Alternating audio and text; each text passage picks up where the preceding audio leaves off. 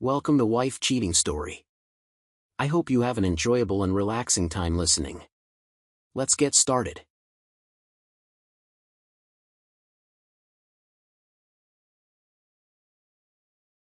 Before we begin, tell us, where in the world are you watching from? We love knowing our global reach. Now, let's dive into today's story. Chapter 1. The Warning. Trent Westfall didn't believe in coincidences. 15 years in military intelligence had taught him that patterns always told a story if you knew how to read them. So when his wife Amara mentioned a 3-day pharmaceutical conference in Boston, the fourth emergency work trip in 2 months, the hairs on the back of his neck stood up. "I wouldn't go if it wasn't critical," Amara said, not meeting his eyes as she packed her overnight bag. "The Novex trials are entering final phase, and Dr. Donaldson needs all hands on deck." Trent nodded, his face betraying nothing. "The kids will miss you. I'll bring them something special," she replied, checking her phone again, the 7th time in 20 minutes. After 12 years of marriage, Trent knew Amara's tells. The slight flush creeping up her neck. The way she tucked her auburn hair behind her ear when crafting a lie. The careful distance she maintained as she kissed his cheek goodbye. After dropping Amara at the airport, Trent returned to their sprawling colonial home in the Connecticut suburbs. Rain lashed against the windows as he tucked the twins, Betrayal and Blake, into bed. 7 years old and already too perceptive for their own good. "Daddy, read us a story," Betrayal pleaded, her dark eyes, just like her mother's, wide and innocent. "Not tonight, princess. Daddy has some work to finish," Trent said, smoothing her hair. Later, in his home office, Trent reviewed security footage from his company, Westfall Protection Services. At 42, he'd built a reputation as the man corporations called when they needed problems to disappear quietly. His clients valued his discretion and ruthless efficiency. Few knew about his classified missions before he'd gone private. A crack of thunder shook the house around midnight. Trent was cross-referencing flight manifests when his office door creaked open. The twins stood there in matching dinosaur pajamas, wide-eyed and trembling. "Daddy," Blake whispered, clutching his sister's hand. "We need to hide." Trent immediately went on alert, his body tensing. "What's wrong, buddy?" The twins exchanged a frightened glance before Betrayal spoke. "We saw Mommy's secret papers. Your name had a red X." "What papers?" Trent asked, keeping his voice calm. "In Mommy's desk. There were pictures of you and a list of names. Yours had a red X." Blake's bottom lip quivered, and there was a calendar with today's dates circled. A cold chill ran down Trent's spine.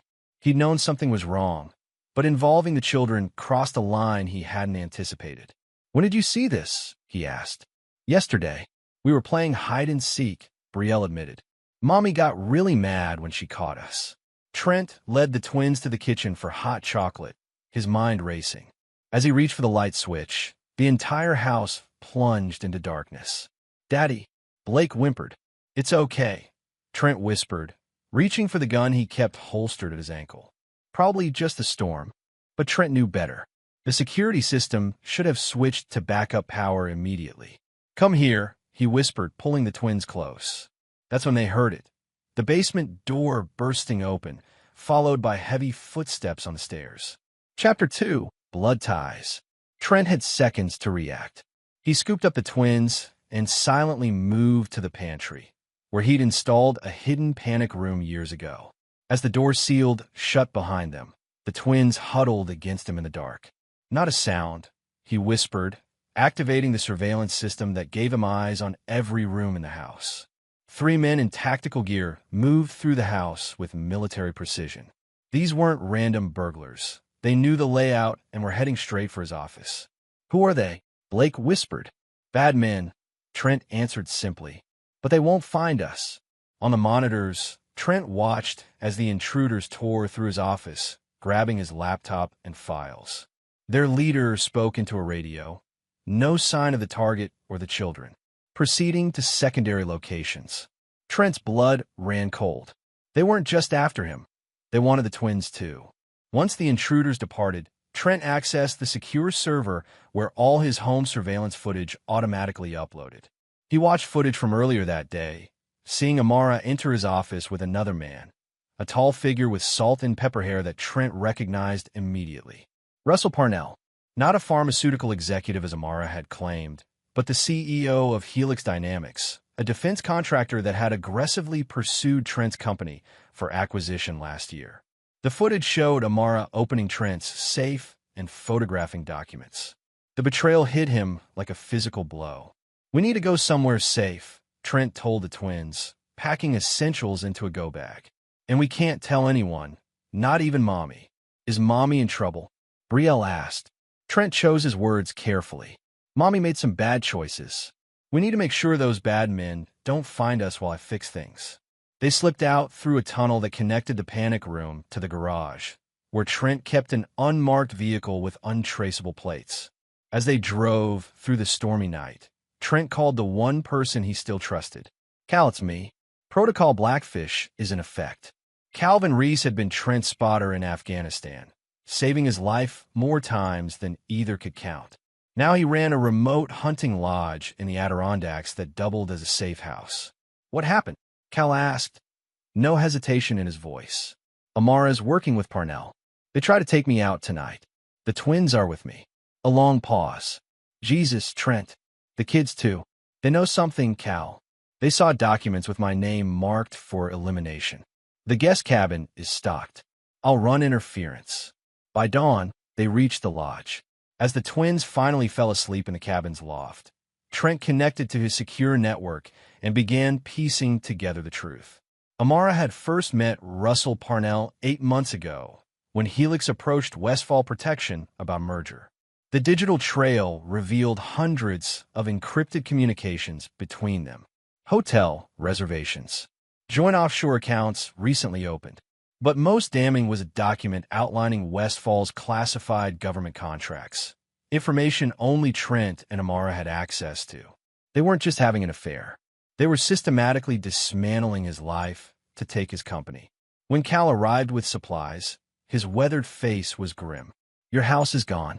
Electrical fire, they're saying. Total loss." Trent nodded, unsurprised. "They're tying up loose ends." "What about the twins? They're targets now, too." "They saw something they shouldn't have." "A list." Cal's eyes narrowed. "What kind of list?" "People standing in the way of whatever Amara and Parnell are planning." Trent pulled up a document. 5 of my clients have died in accidents over the last 6 months. All had military contracts that Helix wanted. "And you're next," Cal concluded. "Not just me," Trent said, his voice hardening. "She was willing to sacrifice our children." Cal recognized the change in his friend's expression. He'd seen it before, in war zones when Trent crossed into that cold, calculating mindset that made him legendary in their unit. "What are you going to do?" Cal asked quietly. Trent looked at the sleeping twins. "First, I protect them. Then I make sure everyone who betrayed us pays. Starting with my wife." Chapter 3. The Architect. 3 days later, Trent watched from a distance as Amara stood before news cameras, tears streaming down her face. "My children and husband are missing," she sobbed. "Our home destroyed. Please, if anyone has information." The performance was flawless. Concerned mother and wife, desperate for answers. But Trent saw what others missed. The way her eyes remained dry despite the tears, the calculated pauses for effect. Beside her stood Russell Parnell, playing the role of supportive family friend. His hand rested possessively on Amara's shoulder as he announced that Helix Dynamics was offering a substantial reward for information. In the cabin, the twins watched their mother on TV with confusion. "Why is Mommy lying?" Blake asked. "Sometimes adults do bad things for money or power," Trent explained gently. "Mommy made choices that put us in danger." "Is she coming here?" Brielle asked, fear in her voice. "No, Princess. This is our secret place." That night, after putting the twins to bed, Trent reviewed what he'd discovered about Project Architect, a classified initiative mentioned repeatedly in communications between Amara and Parnell. According to the fragments he'd gathered, Helix had developed technology that could remotely access secure government systems through quantum interference. But they needed Westfall's client list and security protocols to deploy it. With Trent gone and Amara in control of his company, They'd have everything they needed. Cal returned from town with news. The feds are involved now. Missing persons, suspected foul play. Amara is pointing fingers at your competitors. She needs me officially dead to take control of the company, Trent said. And she needs the twins as her cover story. The grieving widow raising her children alone. So what's the play? Cal asked. I need to become a ghost, Trent replied. Someone who can move between worlds without being seen. He opened a secure case containing passports, credentials, and cash. His insurance policy from his covert operations days. I need you to get a message to Director Harlow at the DOJ. She needs to know about Project Architect before it's deployed. Cal looked uncertain. You trust her? I trust her ambition. Taking down a defense contractor, attempting to breach government systems would make her career. And Amara? Trent's eyes hardened. She doesn't get a quick ending. I want her to lose everything, piece by piece, until she's standing alone with the ruins of her betrayal. The twins. Trent looked toward the loft where his children slept. They deserve better than either of us. Once this is over, my sister will raise them. They'll never be safe as long as they know what they saw, Cal pointed out. I know, Trent said quietly. That's the price of survival. Some memories need to be buried. The next morning, Trent sat the twins down. We're going on a special trip. You'll stay with Aunt Shannon for a while. What about you, Daddy? Brielle asked. Daddy has to fix some problems. Bad people are trying to hurt us, and I need to stop them. Because of the Red X? Blake asked. Trent nodded. I need you both to be brave, and I need you to forget about the list and the Red X. Can you do that for me? The twins nodded solemnly, too young to understand the full weight of what their father was asking. That night, as a private plane carried the twins to Shannon's remote Montana ranch, Trent activated a secure phone. Nash, he said when the line connected. I need your expertise. It's time to collect on Beirut. Siobhan Nash had been the CIA's top psychological warfare specialist before an operation went sideways. She owed Trent her life, and they both knew she'd been waiting for his call. Who's the target? She asked. My wife. I want her to experience everything she planned for me. This won't be clean, Nash warned. I'm not looking for clean, Trent replied. I'm looking for justice. Chapter 4, Ghost Protocol.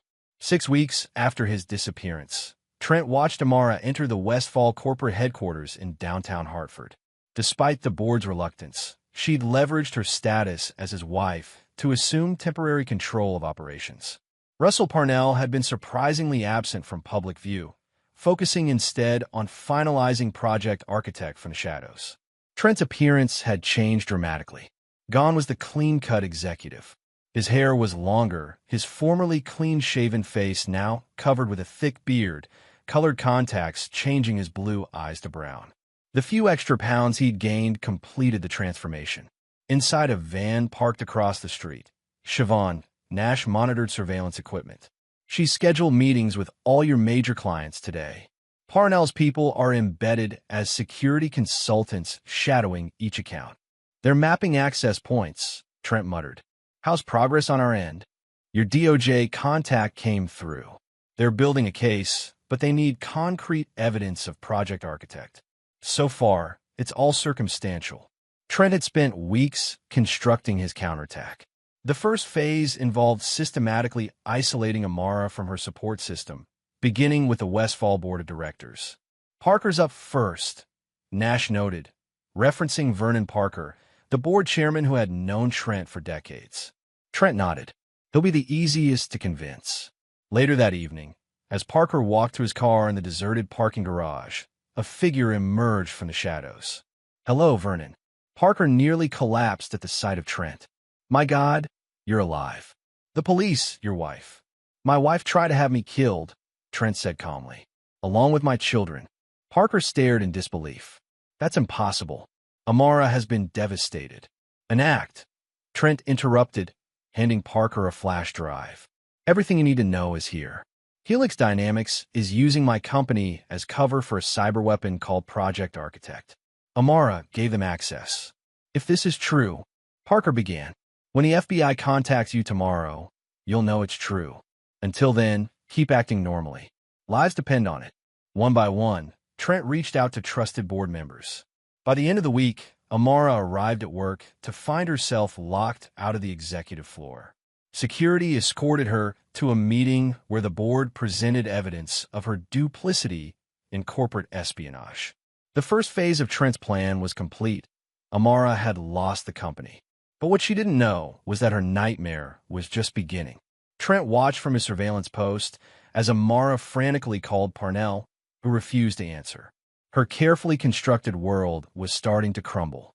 That night, as Amara entered her hotel room, she'd been too ashamed to return to what remained of their home. She found an envelope on her bed containing photos of her with Parnell, dates and locations documented meticulously. A single red X was drawn across her face. Nash observed through hidden cameras as Amara's composure finally broke. She's terrified, she noted, but not remorseful. She doesn't know what remorse is, Trent replied. Yet, the next morning, headline news reported Russell Parnell's sudden resignation from Helix Dynamics amid rumors of financial impropriety. His accounts had been frozen pending investigation. Trent's second target had fallen. You've cut off her resources, Nash observed. What's phase 3? Isolation, Trent replied. We turn everyone against her until she has nowhere to run. And Parnell? Trent's expression darkened. He's being handled separately. In a remote cabin in rural Vermont, Russell Parnell awoke to find himself bound to a chair. His head throbbed from the sedative that had been in his drink the night before. Hello, Russell. Parnell's eyes widened in terror as Trent stepped into the light. This isn't possible, he whispered. You're dead. Reports of my death were greatly exaggerated, Trent said, pulling up a chair. We have a lot to discuss, starting with why you targeted my children. I never, Parnell began. Don't insult me with denials, Trent cut him off. The twins saw the list. My name with a red X. They were witnesses you couldn't afford to leave alive. Parnell's face paled. It was Amara's idea. She said they'd found documents. I wanted to wait, but she insisted we move immediately. My wife, Trent said softly, suggested killing our children. She said it would look like an accident. The fire. Parnell swallowed hard. She's not who you think she is, Westfall. She approached us a year ago, offering your company's classified contracts. This was her operation from the start. Trent sat back, absorbing this revelation. Tell me everything about Project Architect. By morning, Trent had what he needed, complete details of the cyber weapon, the conspirators involved, and most importantly, Amara's true role as the operations mastermind. What are you going to do to me? Parnell asked, exhausted after hours of interrogation. Nothing, Trent replied, injecting him with another sedative. The federal agents arriving in 20 minutes will handle your prosecution. Treason carries severe penalties. As Parnell lost consciousness, Trent placed a call to his DOJ contact. You'll find Parnell and all the evidence you need at these coordinates. Project Architect has been neutralized. And your wife? Director Harlow asked. She's my concern, Trent replied. Just keep my name out of the official record. The world still thinks you're dead. Westfall. Let's keep it that way. Chapter 5. Exposed Lies. Amara Westfall's world had imploded. In just 2 weeks, she'd lost control of her husband's company. Her lover had been arrested on federal charges, and her reputation was in tatters. She sat alone in her hotel room, surrounded by newspaper articles detailing the collapse of Project Architect and Helix Dynamics stock plummet. Her phone rang, an unknown number. Hello, she answered cautiously. They're coming for you next, a distorted voice said. Who is this? Someone who knows what you did to your family. Amara's hand trembled. I don't know what you're talking about. The twins saw your list. Your husband's name marked for death. Your own children, Amara. There's a special place in hell. The line went dead. Panicked, Amara booked a flight to Zurich, where she'd hidden emergency funds. But at the airport, she was detained by customs officials. Her passport had been flagged. After hours of questioning, she was released but missed her flight and her escape route. In his surveillance hub, Trent watched Amara's growing desperation with cold detachment. She's running scared, Nash observed. Good. Fear makes people careless. The authorities are building their case against her, Nash reported. Based on Parnell's testimony and the evidence you provided, they'll move soon. Not yet, Trent replied. She doesn't understand the true cost of betrayal. The next phase of his plan involved Amara's family. Her younger sister, Lydia, received an anonymous package containing evidence of Amara's plot against her husband and children. Horrified, Lydia contacted their parents, who had always adored Trent. Within days, Amara found herself cut off from her entire family. Trent knew isolation was a powerful weapon. His years in intelligence had taught him that breaking someone required removing all their support systems one by one. Meanwhile, he made weekly secure calls to his sister Shannon's ranch, where the twins were slowly healing. They asked about their mother less frequently now, focusing instead on their new life. "They're doing better," Shannon reported. "The nightmares are less frequent." "And the memories?" Trent asked. "Fading, like you hoped. Children are resilient, Trent, but they need stability." "Soon," he promised. "I'm nearly finished." 3 months after his death, Trent was ready for the final phase. He arranged for Nash to approach Amara as a journalist investigating helix dynamics. "I have information that might help your situation," Nash told her at a quiet coffee shop. Desperate for allies, Amara agreed to meet again. Over several meetings, Nash gained her confidence, gradually extracting confessions under the guise of preparing her defense narrative. Every word was recorded, creating a damning body of evidence. Amara, believing she'd found a sympathetic ear, revealed details about accessing classified contracts, her relationship with Parnell, and most incriminating, her knowledge of the planned hit on Trent. "What about the children?" Nash asked carefully during their final meeting. There were reports they might have seen sensitive documents. Amara hesitated. "Collateral damage. They were never supposed to be home that night.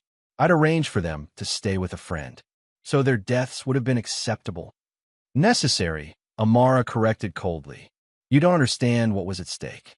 Project Architect would have revolutionized intelligence gathering."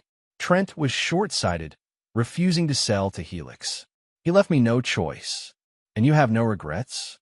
Amara's eyes hardened. "My only regret is underestimating those brats. If they hadn't warned Trent." Nash had heard enough. As she left their meeting, she transmitted the recording to Trent and the DOJ. That night, federal agents arrested Amara Westfall for conspiracy, corporate espionage, and solicitation of murder. The evidence against her was overwhelming. As Amara was led away in handcuffs, she locked eyes with a bearded man watching from across the street. For a moment, recognition flickered in her eyes, but the man turned away before she could be certain. "It's done," Nash told Trent as they regrouped. "She'll spend decades in prison." But Trent's expression remained cold. "No, there's one piece left. The twins," Nash realized. "You can't keep them hidden forever." "I'm not going to," Trent replied. "It's time to return from the dead." Chapter 6, Resurrected. Trent Westfall's return from the dead made national headlines. His press conference, held exactly 6 months after his supposed death, was a masterclass in controlled narrative. "I went into hiding to protect my children after discovering a conspiracy involving my wife and executives at Helix Dynamics," he told reporters, his appearance now restored to its former polished state. "Evidence I provided to federal authorities details their attempts to steal classified technology and eliminate witnesses, including my 7-year-old twins." The story captivated the public. The devoted father who'd faked his death to save his children from their murderous mother. The decorated veteran who'd single-handedly exposed a plot threatening national security. Director Harlow of the DOJ stood beside him, confirming that Trent had worked with authorities to bring down Project Architect. His temporary death had been necessary to gather evidence and ensure his children's safety. What the public didn't see was the careful choreography behind Trent's resurrection. His sister Shannon had brought the twins back from Montana, coaching them on a simplified version of events that protected them from the full horror of their mother's betrayal. "Your mom made some bad choices and worked with bad people," Shannon explained gently. "She's going away for a long time. But your dad protected you, and now you can be together again." When Trent reunited with his children under controlled conditions, the cameras captured a touching moment of family resilience. What they didn't capture was Blake's whispered question, Did you make the bad people go away, Daddy? Yes, Trent assured him. They can't hurt us anymore. In the aftermath, Trent rebuilt his life with calculated precision. Westfall Protection Services emerged stronger, absorbing key Helix contracts after the company's collapse. The family home was reconstructed, though Trent and the twins lived primarily in a new location with enhanced security. To the world, it appeared Trent had achieved perfect justice. His reputation restored, his company thriving, his children safe, while those who betrayed him faced punishment. But 3 months after his return, as life settled into a new normal, an unexpected development threatened Trent's carefully constructed peace. Betrayal, now 8, approached him in his home office, clutching a familiar piece of paper. I found this in Aunt Shannon's things when we were packing. Trent froze as he recognized the document. The original list with his name marked by a red X. The one the twins had discovered in Amara's desk. The paper he thought had been destroyed in the fire. I remember more than you think, Daddy, Betrayal said quietly. About Mommy's list. About the other names. Trent carefully took the paper. What do you remember, Princess? There were 5 names before yours. All crossed out already. Her eyes, so like her mother's, held an unsettling awareness. They were your friends. The ones who died in accidents. Trent maintained his composure, though internally he was reassessing his daughter's perception. She'd seen more than he'd realized. Remembered more. Those were bad people who worked with Mommy, he explained carefully. Betrayal studied him. But they were crossed out before Mommy made her plan. You said Mommy only started being bad last year. The perceptiveness chilled him. The names had indeed been Trent's former colleagues. Men who had betrayed him years earlier during a classified operation. Men who had subsequently died in arranged accidents long before Amara's betrayal. Sometimes adults tell simplified stories to protect children, Trent said carefully. Like how you said you were hiding from bad men, Blake added, appearing in the doorway. But really, you were hunting them. Trent realized with growing unease that his children had pieced together more than he'd thought possible. The twins exchanged a look he recognized all too well, the silent communication they'd shared since infancy. We know you made them pay, Daddy, Betrayal said simply. Like you always told us. Anyone who betrays family has to pay. In that moment, Trent saw something in his children that both troubled and reassured him. A reflection of himself. The same calculative intelligence. The same unforgiving nature. The same ability to compartmentalize justice and vengeance. Family protects family, he finally said. Sometimes it means doing difficult things. Like with Mommy? Blake asked. Yes, Trent acknowledged. Like with Mommy. The twins seemed satisfied with this answer, but as they left his office, Trent understood that his children weren't simply victims he'd rescued. They were observers who'd learned from his example. The realization carried both pride and concern. That night, he called Cal from a secure line. We have a complication. The twins remember more than I thought. How much more? Cal asked. Enough to connect dots I didn't want connected. They've inherited my perspective on betrayal. Like father, like children, Cal remarked. Is that a problem? Trent considered the question. No, he finally decided. It's insurance. They'll never be victims again. But as he hung up, Trent couldn't dismiss a lingering concern. The twins' awareness meant his work wasn't finished. There were still loose ends, people who knew too much about his methods, his past operations, his true nature. People like Siobhan Nash, who had witnessed every step of his retribution against Amara. People who might someday pose a threat to his family. Trent opened his safe and removed a fresh sheet of paper. Methodically, he began writing names, people who knew his secrets. People whose existence complicated his future. At the top of the list, he wrote Siobhan Nash. And beside it, he drew a small red X. Chapter 7, Dangerous Legacy. 1 year after Trent Westfall's resurrection, life had assumed a deceptive normalcy. The twins excelled in their new private school. Westfall Protection Services had expanded internationally, and Trent's reputation had evolved from successful businessman to legendary survivor. Amara's federal trial had concluded with a 40-year sentence. Russell Parnell had turned state's evidence, but still received 20 years for his role in Project Architect. Justice, by all public accounts, had been served. Few knew that Trent maintained a shadow operation dedicated to monitoring potential threats. Chief among his concerns was his children's evolving understanding of events. Despite therapy and careful management of information, the twins exhibited troubling signs of their mother's manipulation and their father's ruthlessness. They're showing sociopathic tendencies, Dr. Lenore Walsh reported during a confidential consultation. Not unusual after trauma, but concerning nonetheless. Betrayal in particular displays calculated behavior toward peers who cross her. Define calculated, Trent asked. She doesn't lash out immediately. She waits, observes weaknesses, then exploits them.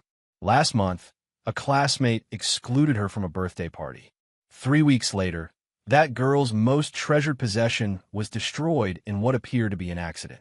Trent recognized the pattern, his pattern. The patient, methodical approach to retribution he'd employed throughout his career. And Blake? He's more direct, but equally concerning. He's formed a protective circle around his sister. Anyone who threatens that bond faces immediate consequences. Trent nodded, unsurprised. Recommendations? Continued therapy? Consistent boundaries? And most importantly, they need positive models for conflict resolution. They've learned that betrayal warrants destruction, Mr. Westfall. I wonder where they learned that lesson. The implied accusation hung between them. Later that week, Trent received an encrypted message from Cal. Phoenix Rising. Meeting required. The code indicated that someone from their past had resurfaced, someone dangerous. Hours later, they met at a secure location. Nash is gathering information on the twins, Cal reported without preamble. Trent's expression hardened. Explain. She's been making inquiries. School records. Medical files. She accessed Dr. Walsh's notes on them. Why? Cal hesitated. Insurance, most likely. You know how she operates. Everyone needs leverage. Trent had anticipated this possibility. Nash had been essential to dismantling Amara's operation, but she knew too much about Trent's methods, including several that exceeded legal boundaries. Her mistake was letting us detect her, Trent noted. She's getting sloppy. Or sending a message, Cal suggested. Maybe she wants you to know she's watching. Arrange a meeting. 2 days later, Trent met Siobhan Nash at an upscale restaurant in Manhattan. Her copper hair was shorter than when they'd last met. Her green eyes just as calculating. The twins are thriving, she said after they ordered, though their psychological evaluations suggest some troubling patterns. Trent didn't react to the provocation. You've been busy. Insurance, she confirmed. Your method of dealing with loose ends is well documented, Trent. I'm simply being prudent. By threatening my children? Nash laughed softly. Not threatening. Protecting. They're extraordinary, you know. Particularly Betrayal.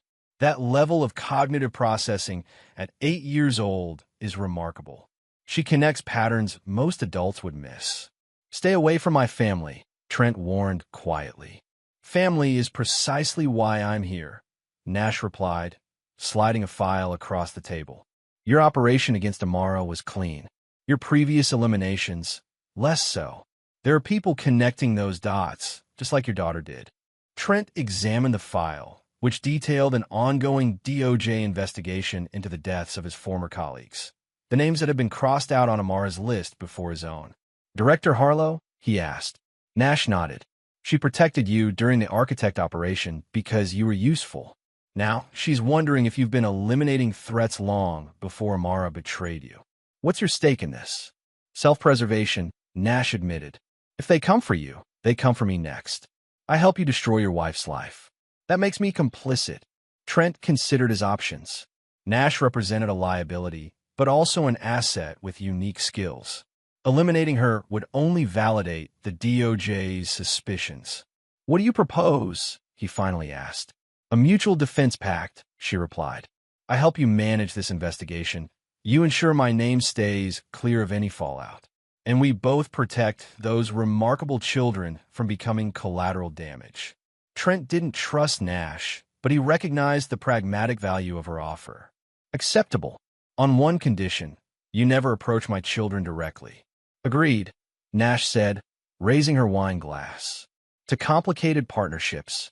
That night, as Trent tucked the twins into bed, Brielle fixed him with an unervingly perceptive stare.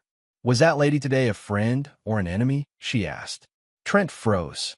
He hadn't told the twins about his meeting with Nash. "What lady?" "The red-haired woman watching us at school pickup. You met her later." "I saw her car." Blake nodded. "She had a gun under her jacket. I could see the shape." Trent maintained his composure despite his shock. The twins had spotted Nash conducting surveillance, something trained professionals often missed. "Sometimes people are both friend and enemy," he explained carefully. "She's someone who helped us when Mommy made bad choices." "But you don't trust her," Brielle stated with certainty. "No, I don't. Is she on your new list?" Blake asked innocently. "The one in your safe?" Trent went cold.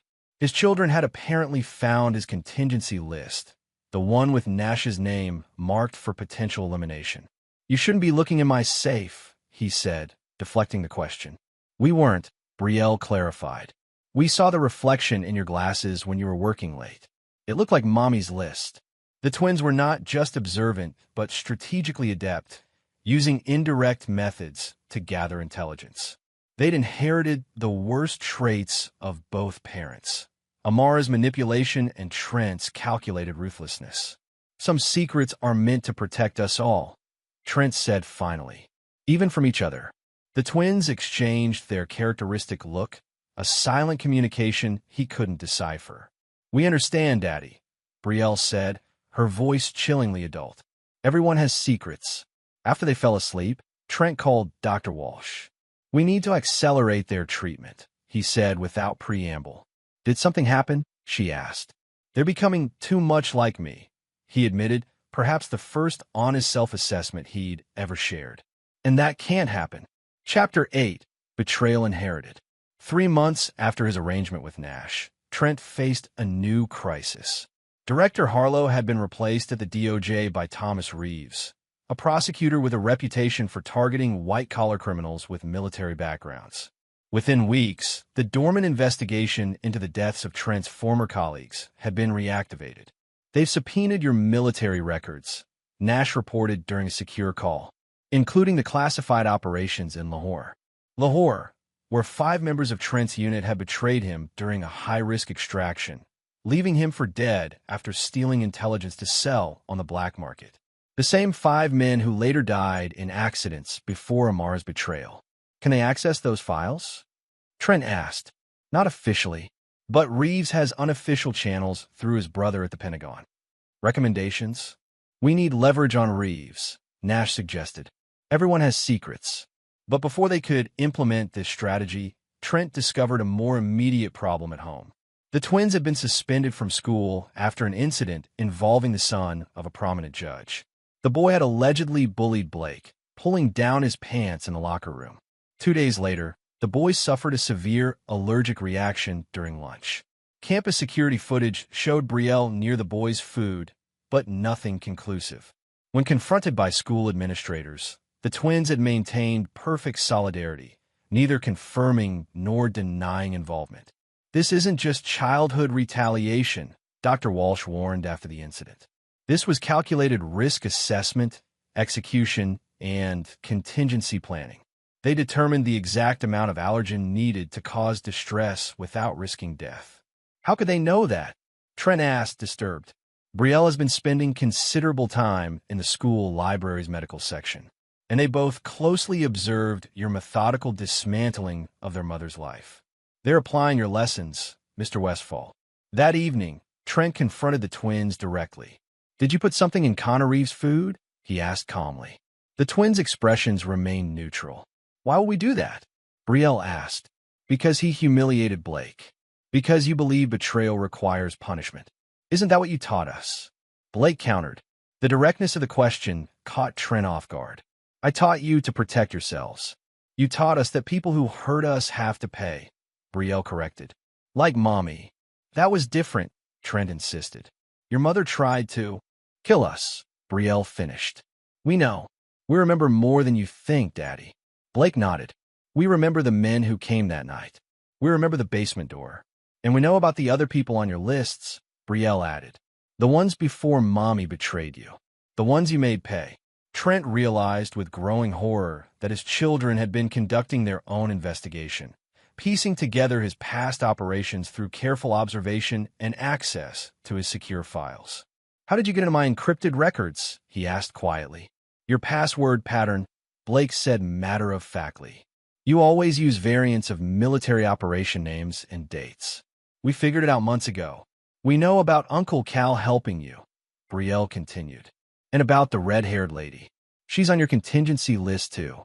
And now you're in trouble because of the new man at Mommy's trial," Blake added. "Director Reeves." Trent froze. "How do you know that name?" The twins exchanged their cryptic look again. "Connor is his nephew," Brielle revealed. "We heard him bragging about his uncle investigating you. That's why we chose him." The calculated nature of their action struck Trent like a physical blow. They hadn't simply retaliated against a bully. They'd strategically targeted someone connected to the DOJ investigation. "What exactly did you do?" Trent asked carefully. "We sent a message," Blake said simply. "Like you taught us." Later that night, Trent received an urgent call from Nash. "Reeves has withdrawn from the investigation, citing personal reasons." "Explain," Trent demanded. "His nephew had a medical incident that the family believes wasn't accidental.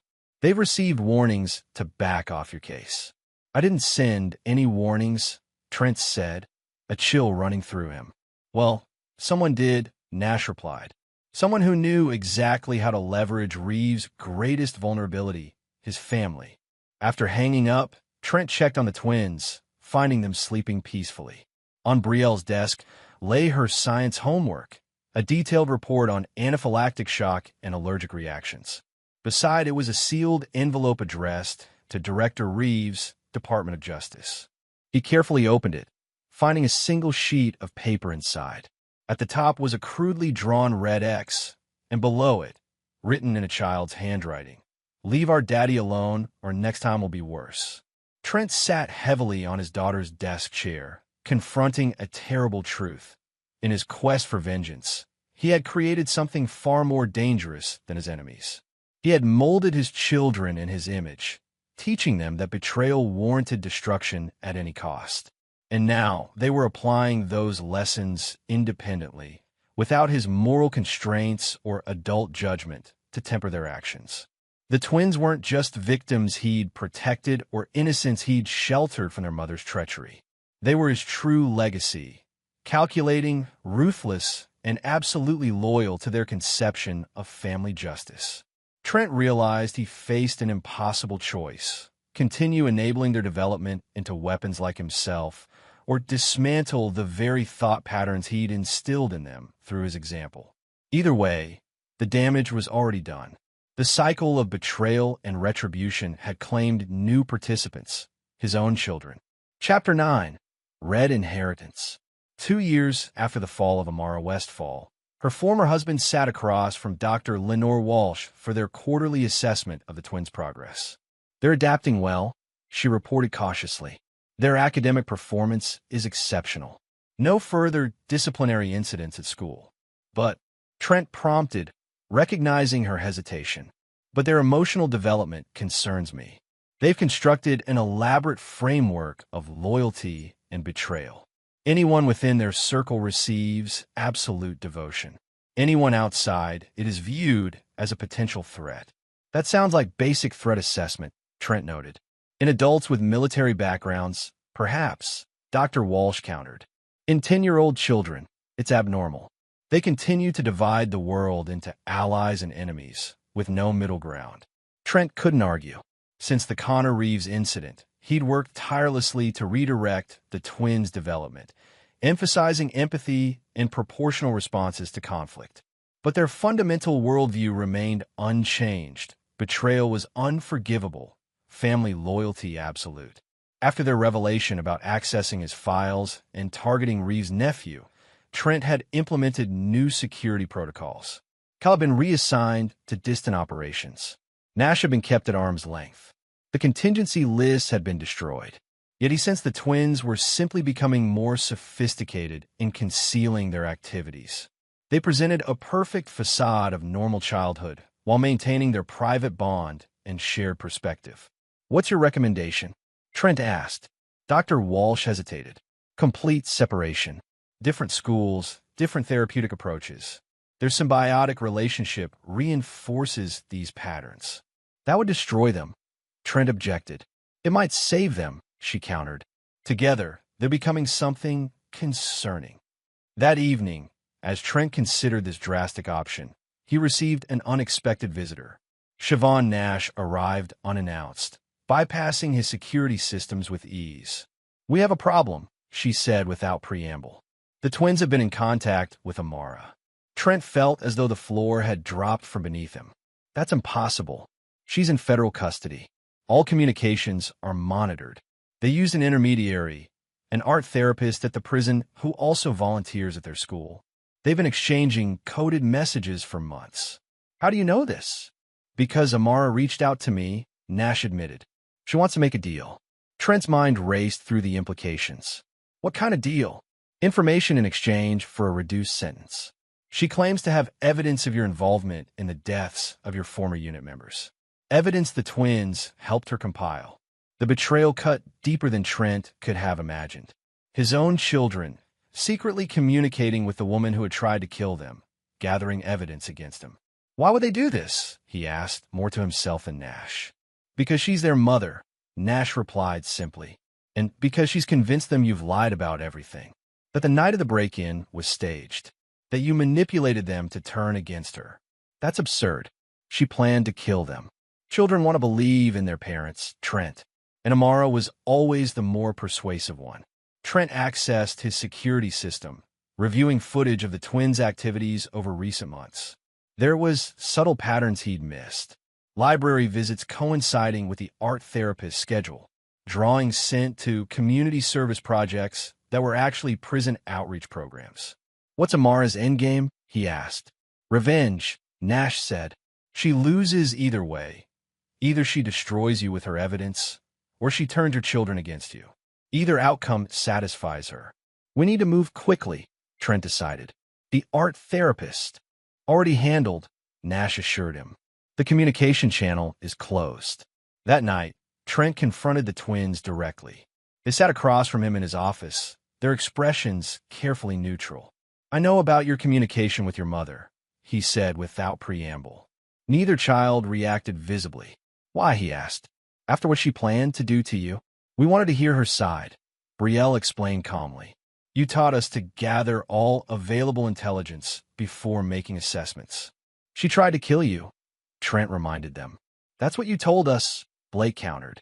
"But we only have your word." The doubt in his son's voice cut Trent deeply. "You were there.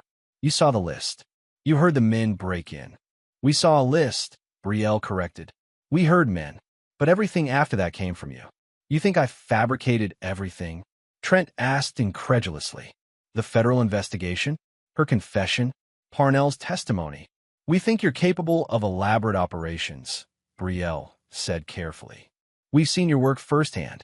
Trent realized he'd created the perfect conditions for this doubt. By demonstrating his abilities to manipulate evidence and construct narratives, he'd given his children reason to question everything, including his account of their mother's betrayal. "What did she tell you?" he asked. "That you framed her because she discovered your involvement in those earlier deaths," Blake replied. "That you staged a break-in to gain custody of us." "And you believed her?" The twins exchanged their characteristic look. "We believe that everyone has secrets," Brielle said.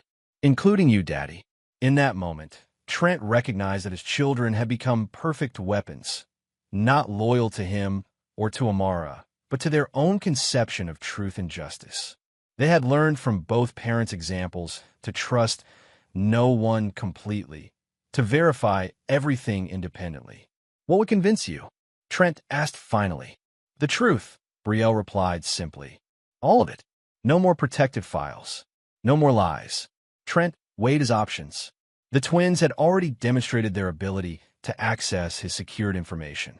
They'd shown willingness to act independently based on their own judgment.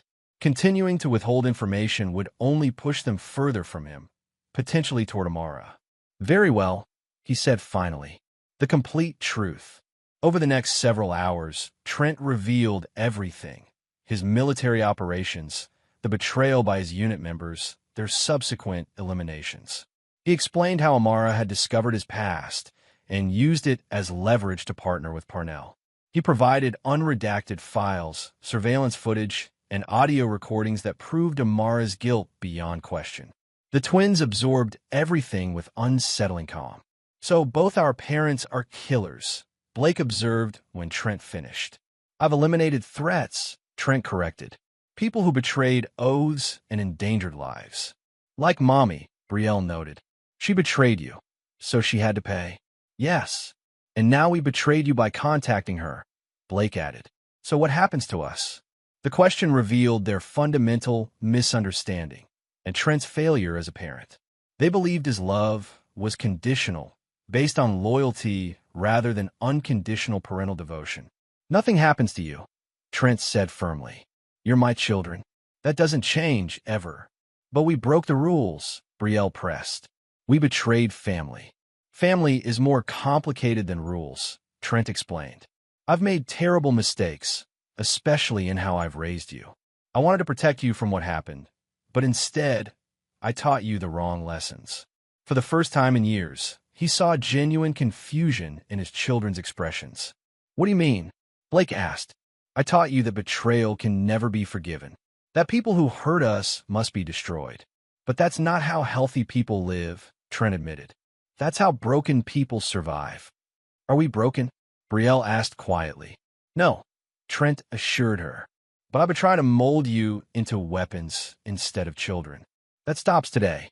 In the following months, Trent implemented dramatic changes. The twins began attending separate schools, not as punishment, but to develop independent identities. Dr. Walsh's therapy intensified, focusing on emotional development rather than behavioral compliance. Trent himself entered therapy, confronting the damage his military experiences and Amar's betrayal had caused. He reconstructed his relationship with the twins based on transparency and appropriate boundaries. Nash remained a distant ally, monitoring Amar's limited prison communications and ensuring the evidence of Trent's past operations remained secured. A year later, Trent sat with the twins in their garden, discussing their futures with a freedom that would have been impossible before. "I want to be a doctor," Brielle announced. "I'm good at understanding how systems work. And I want to be an engineer," Blake added, "building things instead of breaking them." "Whatever you choose," Trent assured them, "I'll support you completely." As the twins left to prepare for dinner, Trent checked his secure phone, finding a message from Nash, AW Terminal. "Request for final visit approved." Amara was dying. Cancer developed in prison, now in its final stages. Her last request was to see the twins. After careful consideration and consultation with Dr. Walsh, Trent presented the option to his children. "Your mother has asked to see you. The choice is entirely yours." The twins considered this together, their silent communication now less frequent but still present. "Will you come with us?" Brielle asked. "If you want me to," Trent replied. "Then yes," Blake decided. "We'll see her." The prison hospital was sterile and depressing.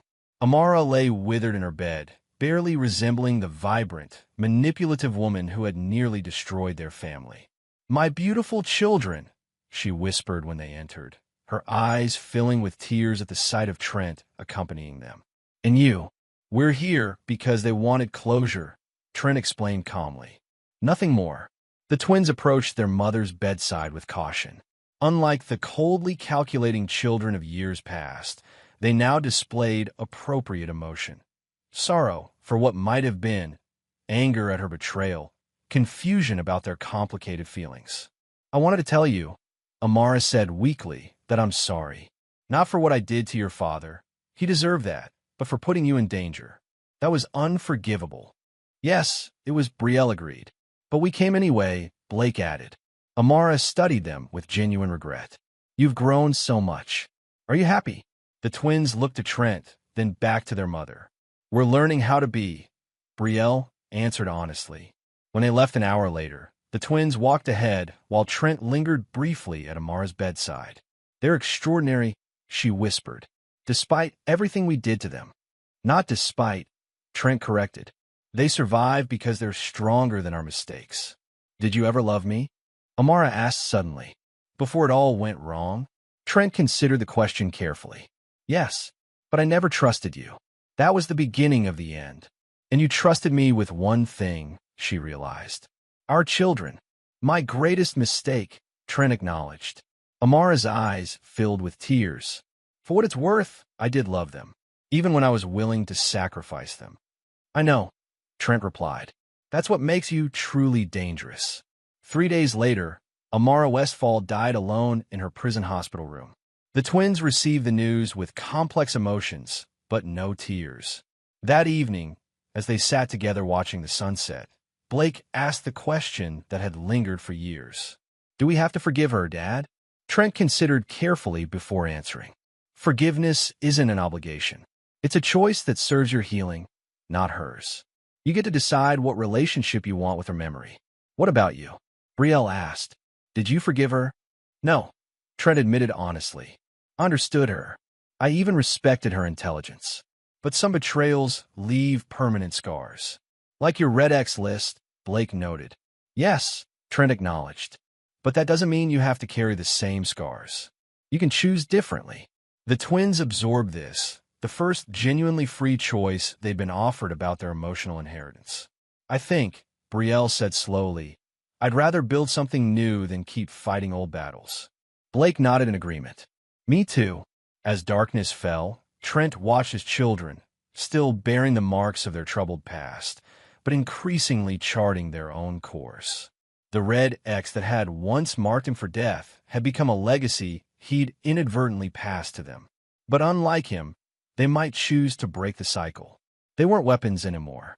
They were children finding their way back from darkness. A journey Trent himself was still navigating. The red inheritance remained part of their DNA, but no longer defined their future. And for Trent Westfall, who had survived betrayal and enacted ruthless justice, that represented the most meaningful victory of all. And there you have it. Another story comes to an end. What did you think? I'd love to hear your thoughts in the comments below. If you enjoy this story, consider joining our community by subscribing. It means the world to us. For more stories like this one, check out the recommended videos on screen. And I'll see you there.